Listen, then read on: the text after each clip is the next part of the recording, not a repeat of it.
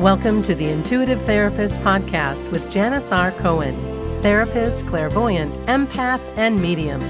Listen in as she takes a no-nonsense deep dive into real human struggles and how to resolve them. Janis will share channeled information from her spirit guide team, as well as the angels and archangels, to help you master your emotional, physical, financial, and spiritual destiny.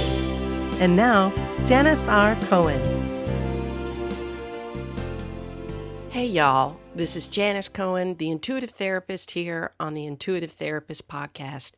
So glad you're with me today because I want to talk to you about some very, very important things that are often hard to accept about life.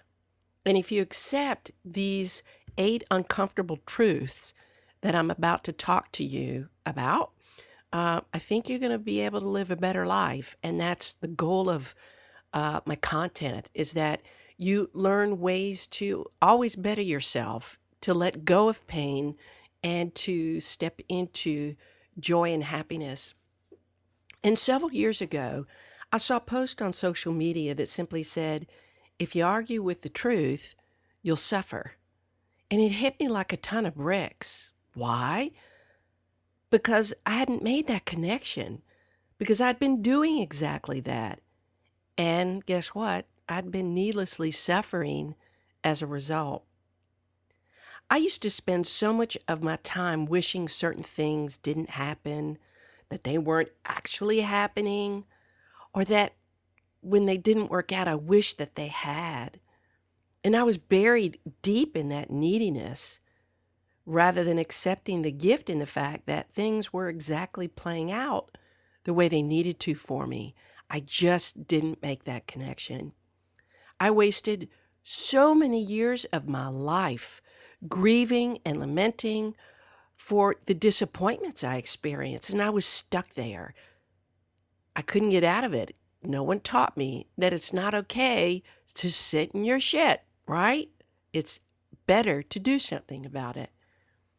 It was time I stopped doing that, and the moment I saw the post, I made a huge internal shift in that moment.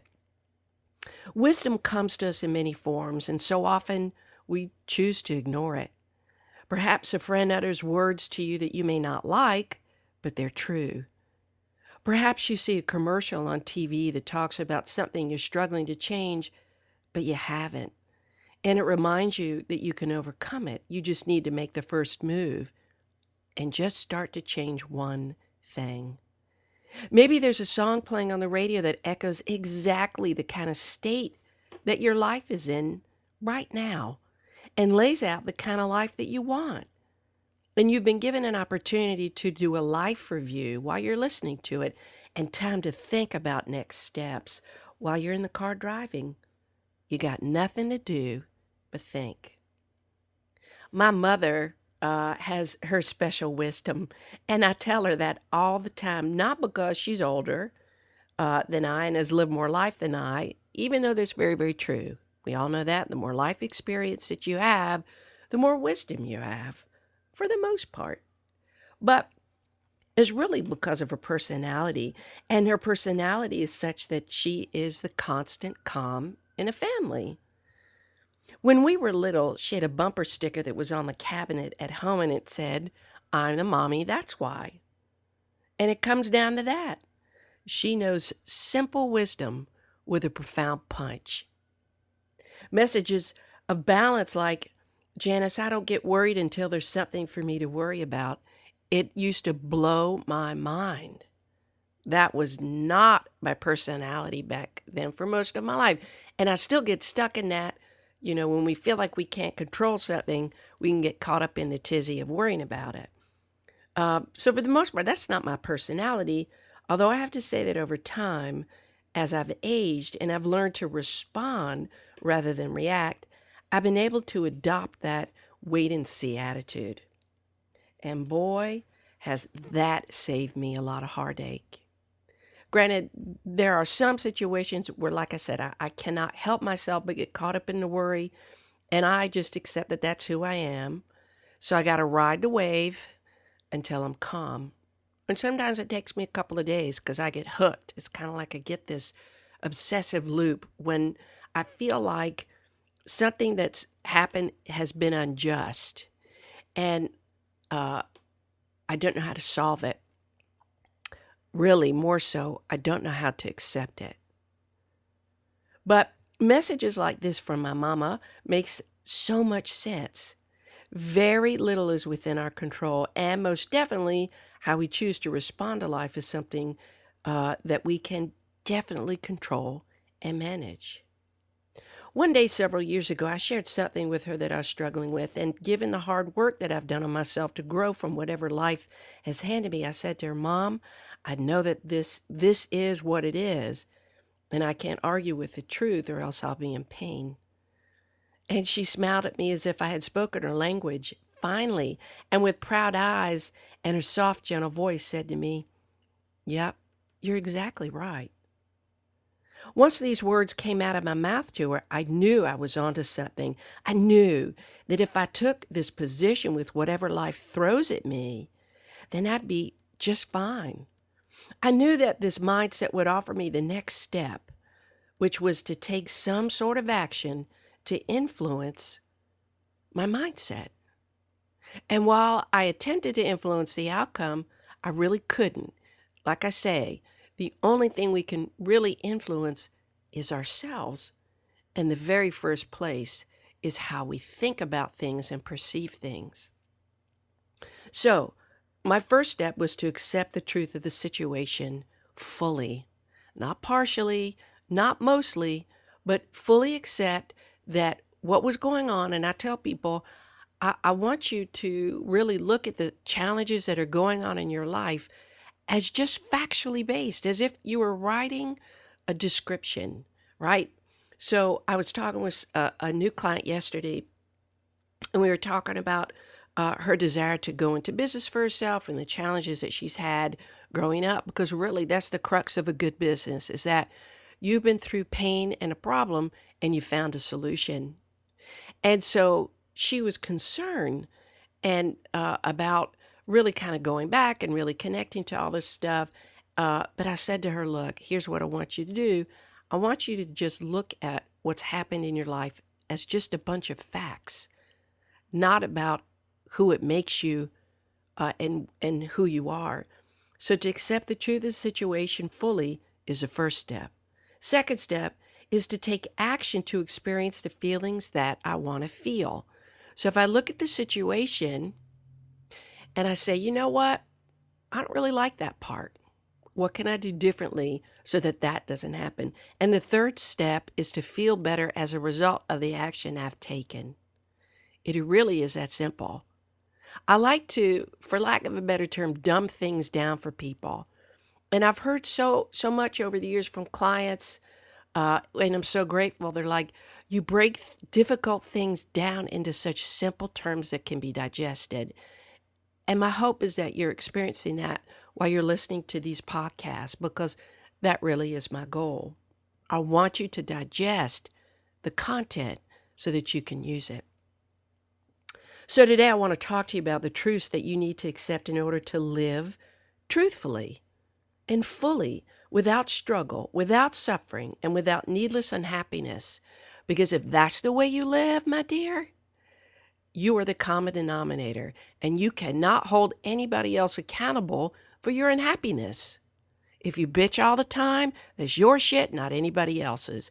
If somebody treats you poorly, that's their shit, not your problem. So I want you to really listen to these truths. And maybe you need to listen to this again when you're struggling with something. Maybe take some notes, because what I'm about to share with you, there is a shit ton of golden nuggets in this, okay? And I really wish somebody had taught me these things when I was younger. It would have saved me so much heartache. But that wasn't the case. And what I've realized about my life is that I've learned these things on my own. And guess what?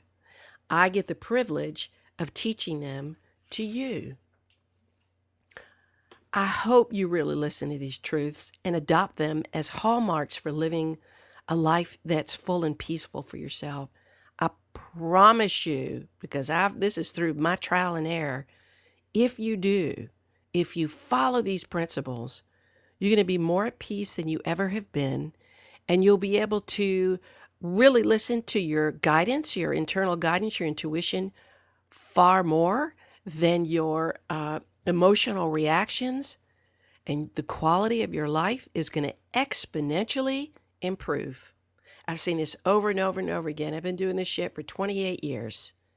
And every time I talk to people about my clients about these concepts, thankfully, switches go on.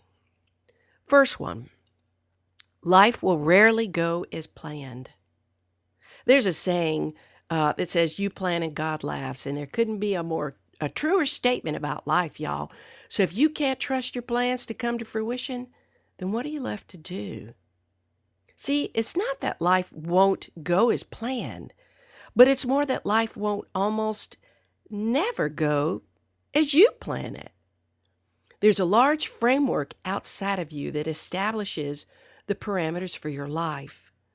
The universe and God dictates what happens in your life, both from the point of view of how much you participate in creating what's right for you and what you actually need to do what's right for you. So please don't plan on having an agenda or a plan. Set the intentions to experience what you'd like to experience. And then the next best thing is to just be open to what happens.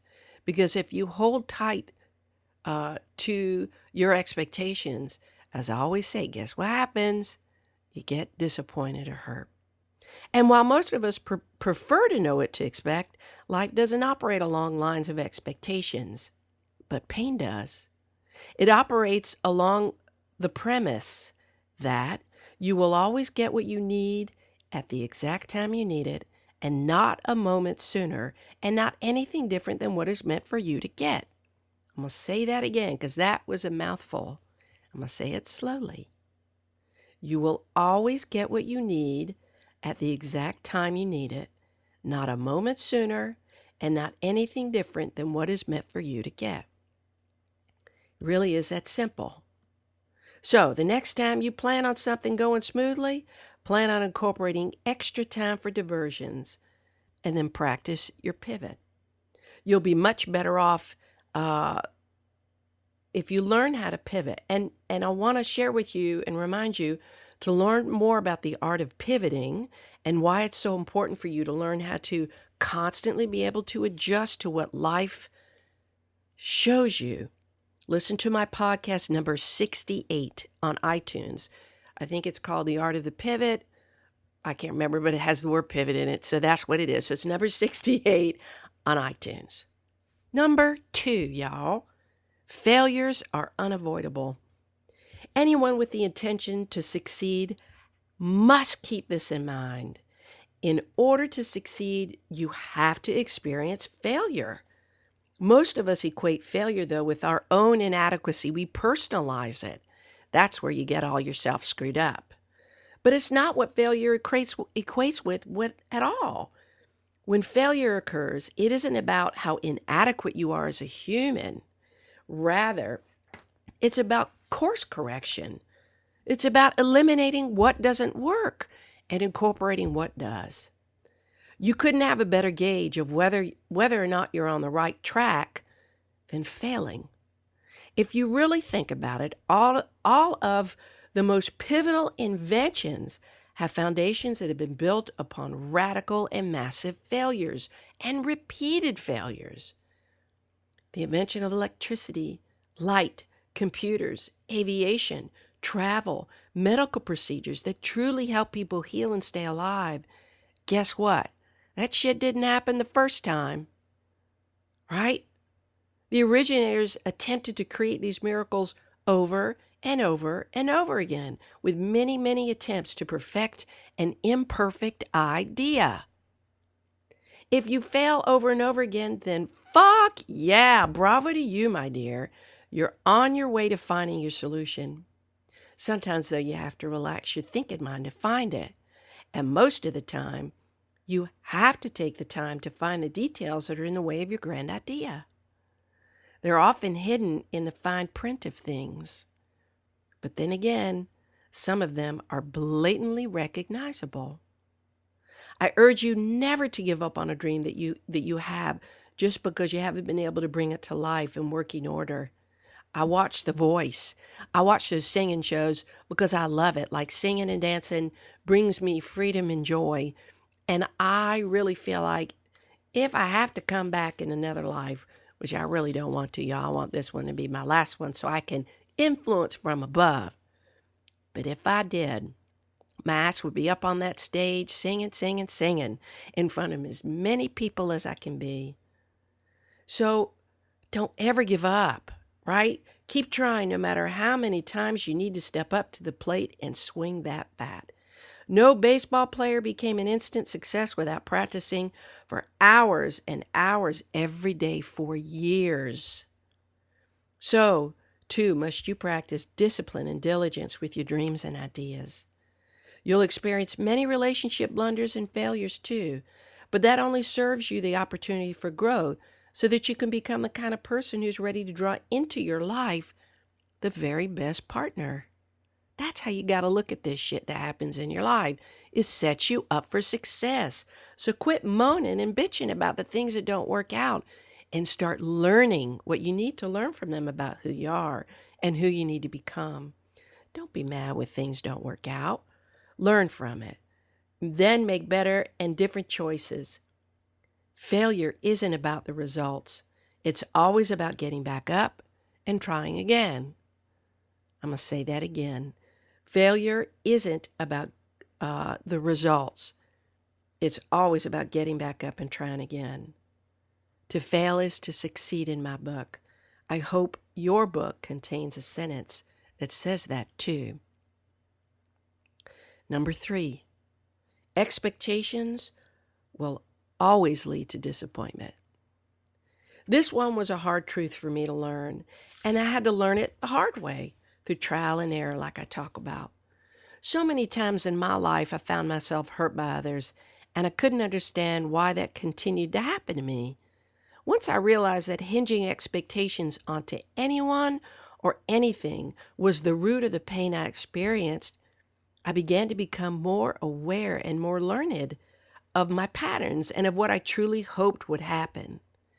Then, once I was aware of those things, I could reel back in those expectations and lay them down. Choosing to practice this has made such a massive difference in my life. I'm better able to experience what comes and move forward than find myself disappointed, hurt, and faithless in others. When I expected something from someone, I hinge my happiness on whether or not they can make me happy through compliance with my needs and rules. And if I continued to do that and the person was not only unaware of how much weight I put on their choices, because most people are, they're very unaware of what you expect from them and how. So if they're unaware of how much weight I put on their choices and behaviors, but also unable to fill my expectations, then I constantly experience hurt. So if you do that, if you want somebody to read your mind, or you're hoping for somebody to do something or something to happen, you better put the brakes on that. Reel that shit back in and remind yourself in the reality that what happens is meant for you and you will be just fine. So I changed my strategy, and I ask that you change yours. Stop assigning others to be in charge of your happiness through meeting your expectations. That's way too much pressure on someone else, and you give your power away too. Sounds kind of yucky. If someone meets your needs, fantastic, great. If they don't, then just know that it wasn't meant to be, or maybe you need to learn how to express your needs better. Or you got to move on. Number 4, your life conditions are temporary. I'm going to say that again. Your life conditions are temporary. And I'm going to add to that, they're as temporary as you make them. Have you ever felt as if your life will never change? That your suffering is permanent and pervasive? Well, I'm here to tell you, and y'all know I shoot straight, that what you're going through, it will end and it will change. But that's up to you. And no one is destined to live a life that excludes growth and happiness. I'm going to say that again. No one is destined to live a life that excludes growth and happiness. The key to understanding this is to know that at any single moment, you can change your decisions and change your destiny. And I really mean that, y'all. For some, temporary can be 30 seconds. For some, it can mean a year, 5 years, or 10 years of living in the same life conditions. It's however long you choose to make it.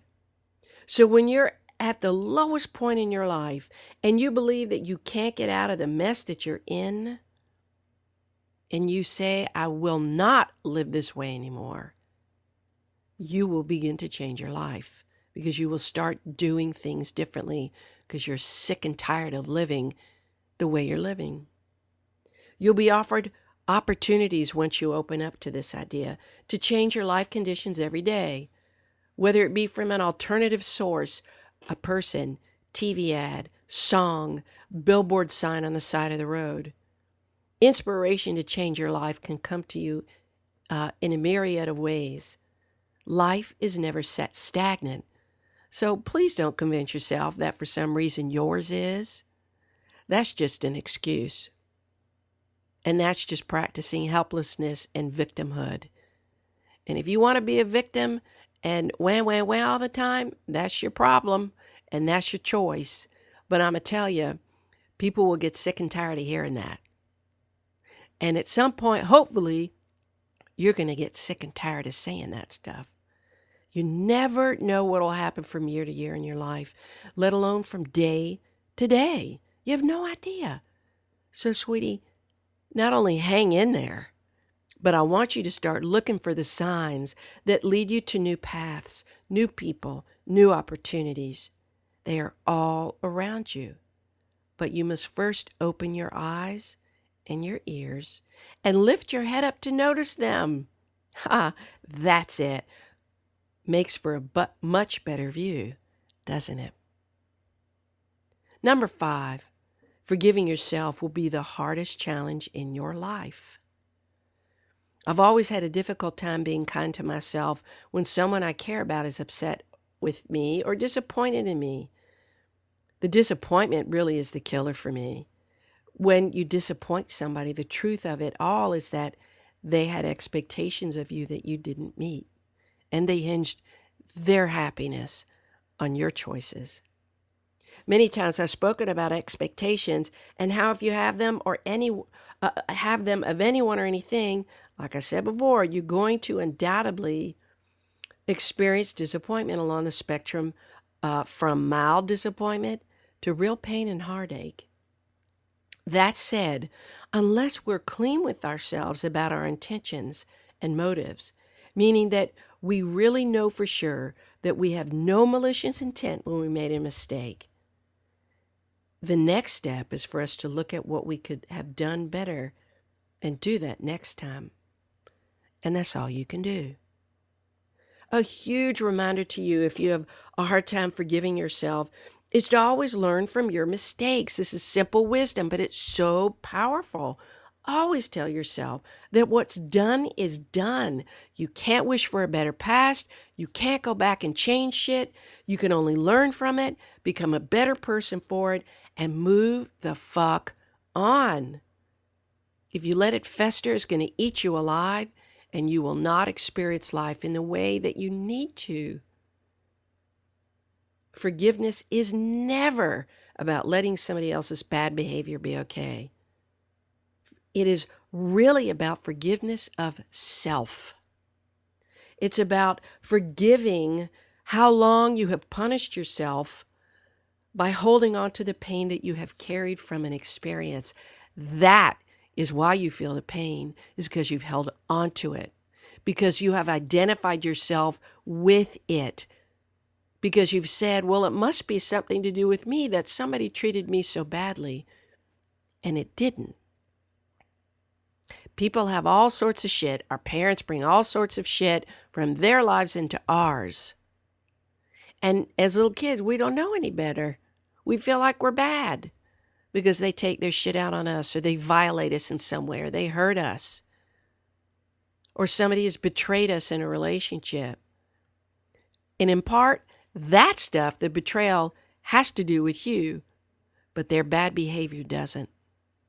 And y'all have heard me talk about betrayal. And if you haven't, go back and listen to How to Heal from Betrayal. It's one of my earlier episodes, but I promise you it will help you. So please promise yourself that you're going to look at your actions with brutal honesty and your intentions with brutal honesty and compassion for yourself and others.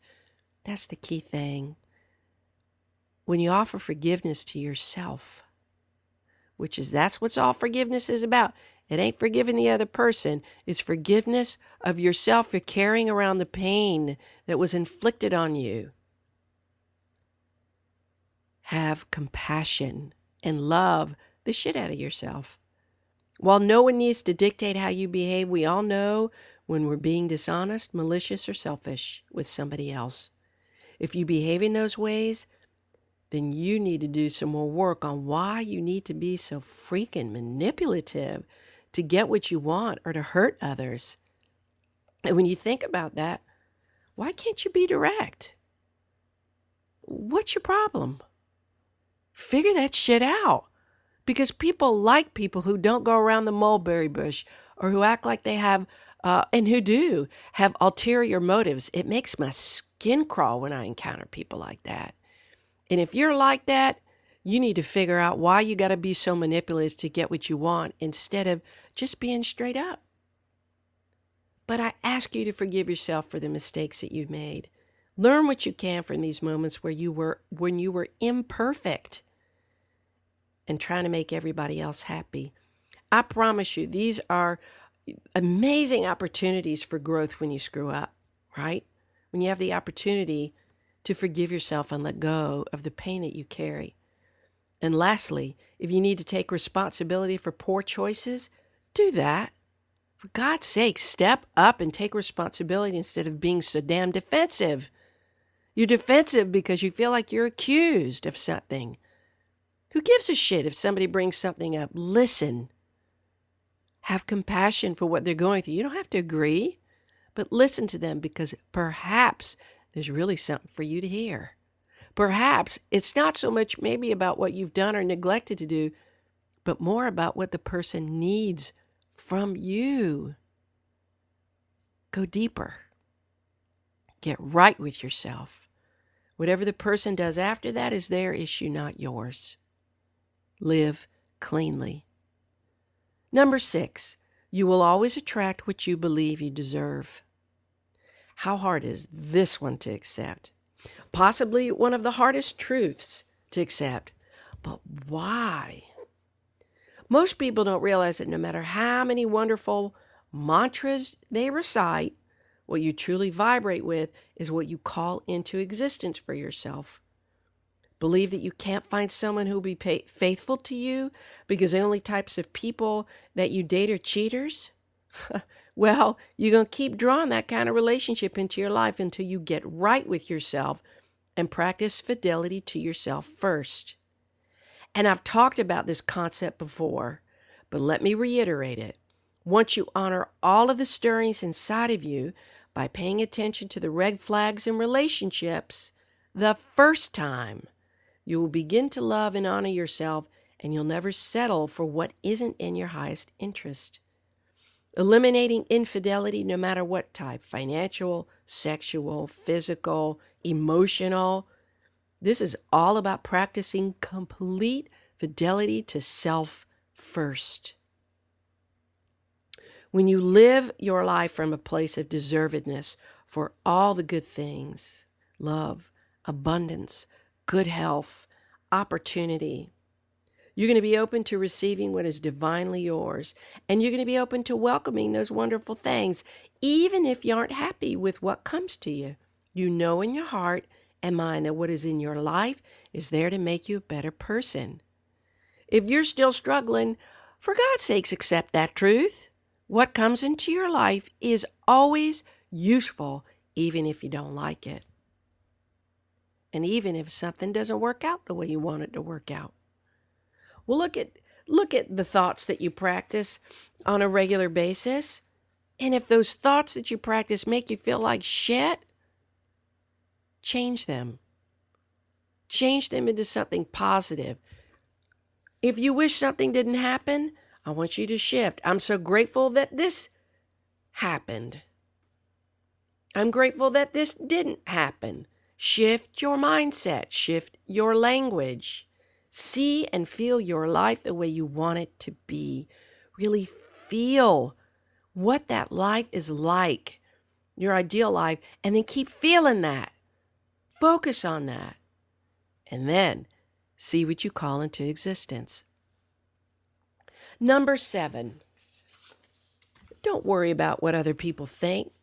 And here's the truth bomb, y'all. 99.99% of people really don't give a shit about you and your life. So serious about that. So serious. So before you start hemming and hawing about what I just said, let me clarify. Now, I'm not saying that those people who are close to you don't care. Likelihood is that they do care what happens to you. And God willing, they want the best for you. They do care about what happens to you. That said, most of us typically project our greatest fears on others. The general public. I've done it, and I freaked myself out. And when we do that, we kind of think that everybody else really gives a shit about what happens to us. But they don't. Seriously, they don't. Because here's the distinction. They are curious, not caring. We see this projection in children and teens so often because growing up is just hard. It's hard coming into our own and figuring out ourselves and not comparing ourselves to others. It is hard. They're so worried about what other people think than what the reality is. 99.99% of people show curiosity about your life is gossip. And like, I'm listening and looking at somebody else's dirty laundry rather than paying attention to my own shit. And if people found out about my own shit, holy shit balls. I wouldn't want that, but I can be a glutton for other people's suffering. That's all that is, y'all. Right? So really, people give a shit about you for about 5 minutes, and then they're off living their lives. Right? Don't get caught up in the craziness of believing that other people are so tuned into you and your life. Please don't flatter yourself that much. They aren't. Go live your life and stop worrying about what other people think or say about you. The only person you need to be right with is you. Everyone else is trying to do that same thing too. And if you realize that, everybody's trying to do that. Even though you see all these happy Facebook posts and social media posts, everybody's so happy, family so happy, couple so happy. Not always the case. Majority of the time, people just like to put on airs because life isn't all happy. It's tough. Realize that everybody else is trying to get right with themselves too, to be in as much peace as possible. And just trust me. Like I said, don't flatter yourself, honey. You are just a minor distraction from them doing their own work. I hope that brings you peace. Seriously. Last one. Number 8. Getting out of your comfort zone is the only way to grow. Very few of us like change. It bothers us and makes us look at our lives when we don't really want to. But for some reason, remaining uncomfortably comfortable works for a lot of us. It's weird that we think we're comfortable when we live a mediocre life and playing small. But when it comes down to the truth of it all, we're really not comfortable with that shit at all. There's something inside of us, deep inside, somewhere deep down inside, or maybe just right at the surface. You know that you want more out of life, but for whatever reason, you either maybe believe you don't deserve things, either you believe you can't do what it takes to achieve what you want, or you don't find a big enough reason why you should put more effort into having certain things in your life. I recently saw a post on social media. It was some like working women's networking or women, I can't remember what it was, some women's group that I belong to on Facebook, where somebody asked what she could do about becoming more motivated about making her goal or her business happen in her life. And I laughed, and I didn't laugh at her, but I thought, are you kidding me? You need outside inspiration to find inner inspiration? And because I laughed at that because, like I said, promise you I'm not laughing at her, because we've all been in that place to try to, like, I know I want this to happen, but I don't feel so motivated.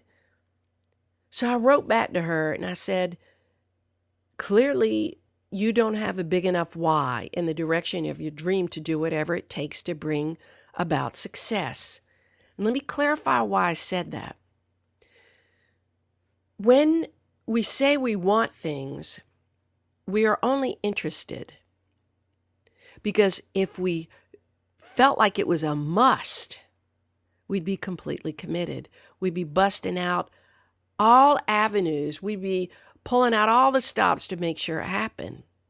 So when you say, God, I really want this to happen, and you're not doing much about it, and you're trying to find your why, then you haven't created enough leverage within yourself for that thing to happen. It's not as important as you say it is, and you don't have a big enough reason why you need to accomplish that. So I wasn't criticizing her, but I was giving her a heads up that, you know what? It's not compelling enough for you. We make things happen when we feel compelled to do it, not with these bullshit things like, yeah, I need to, I should, I've got to, I ought to. Those are all crocks of shit because you're on the fence. But if you say, it's a must, I can't not do this, then you'll do it. Right? So you either want what you want and you're going to get what you want, or you don't. So you got to get real clear about what you do and don't want in your life. And trust me, when you really want something, like I said, there's nothing that will stop you from getting it. You're going to be so fucking hungry to have it, you're going to do whatever it takes. That's commitment, not interest.